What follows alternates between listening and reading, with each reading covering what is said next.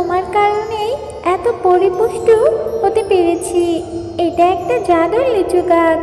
ওরে বাবারে, ওরে মারে, জাদুর লিচু গাছ, আমাকে ছেড়ে দাও। মা, ও মা, আমি একটু টুম্পাদের বাড়িতে খেলতে চাই। যাই না মা, তাড়াতাড়ি চলে আসবো। তাড়াতাড়ি ফিরবি সে কথা কি তোর মনে থাকে? একবার যদি বাড়ি থেকে বের হোস তাহলে তোর বাড়িতেই ফেরার কথা তোর মনে থাকে না। যাই না মা, বাড়িতে একা একা খেলা করতে আমার একদম ভালো লাগে না। ও মা, যাই না। আচ্ছা ঠিক আছে, যা, তবে সন্ধ্যার আগে বাড়ি ফিরবি। মিনা টুম্পাদের বাড়ির উদ্দেশ্যে রওনা দেয়, আর পথেই তাদের দেখা হয়ে যায়। কি রে টুম্পা, কোথায় যাচ্ছিস তুই? আমি তো তোদের বাড়ির উদ্দেশ্যে রওনা দিলাম।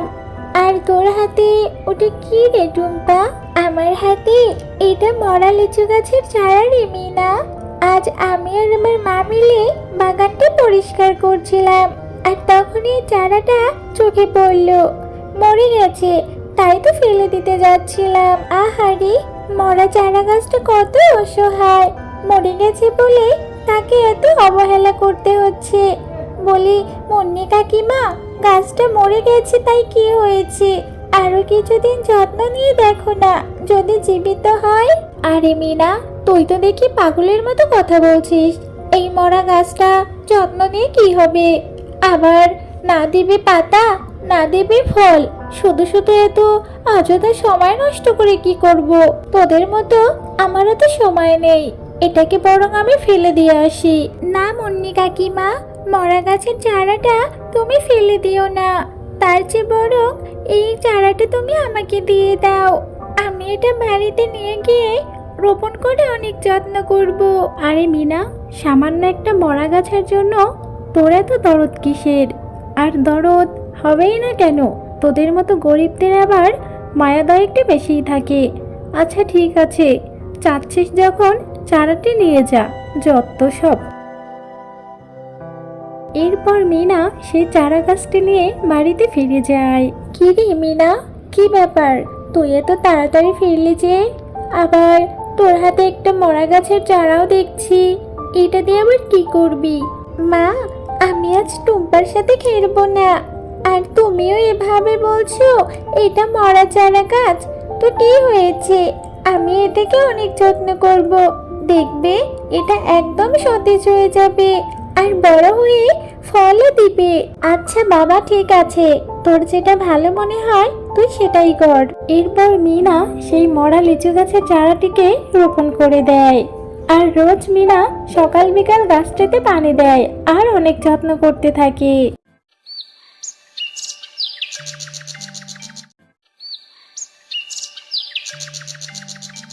মা, ও মা, দেখেছো গাছটি কত সুন্দর সতেজ হয়ে দাঁড়িয়েছে? দেখবে আমার এই গাছটিতে অনেক লিচু ধরবে, আর আমি প্রতিদিন লিচু খেতে পারবো।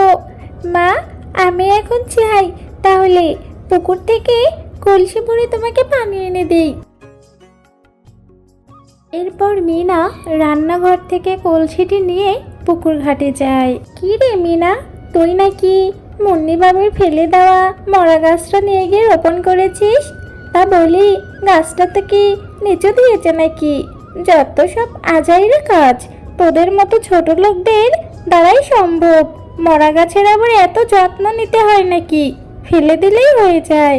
এমন ভাবে বলছেন কেন কাকিমা? ওই চারা গাছটা অযত্নের কারণে নুতিয়ে পড়েছিল।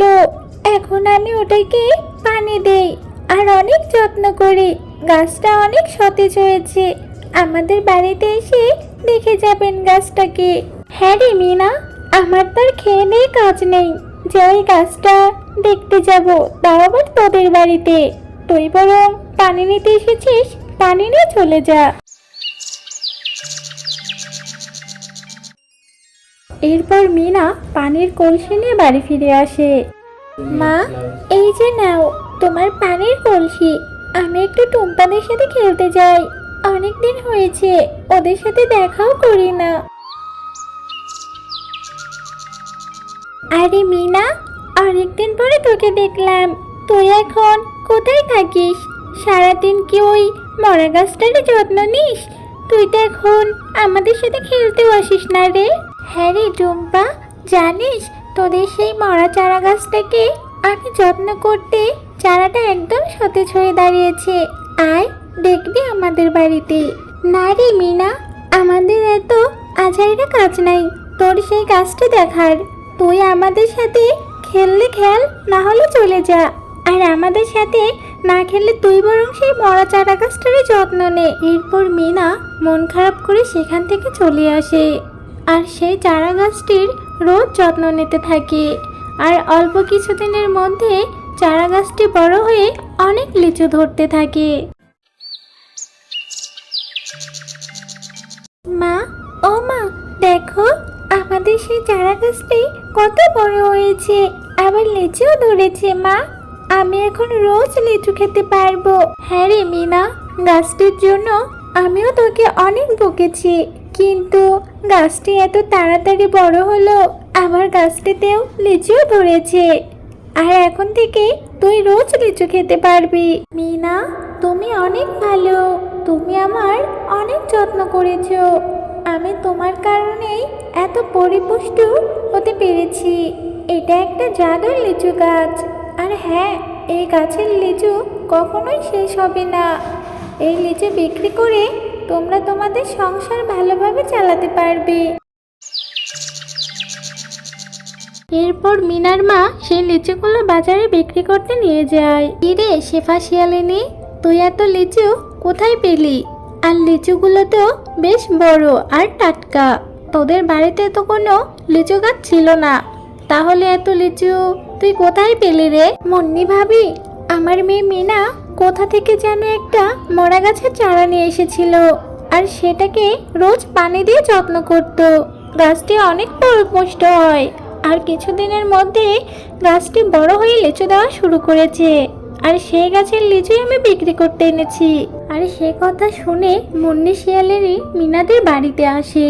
কি রে মিনা, আমার চারা গাছটা তো অনেক বড় করেছিস, আর গাছটিতে ভালোই লিচু ধরেছে।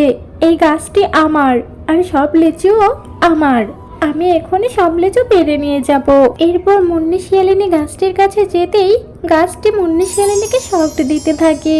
ওরে বাবারে, ওরে মারে, জাদুর লিচু গাছ, আমাকে ছেড়ে দাও, ছেড়ে দাও লিচু গাছ, আমি আর কখনো এমন করব না। মুন্নি শিয়ালিনী, তুই অনেক খারাপ, অনেক লোভী। আমি মরে গেছিলাম বলে আমাকে তুই অনেক অবহেলা করেছিস, আমাকে তুই ফেলে দিতে চেয়েছিস, আর এখন এসেছিস আমার গাছের লিচু পাড়তে। বাঁচতে চাইলে পালা এখান থেকে, না হলে তোকে আজ আমি শেষ করেই ফেলবো।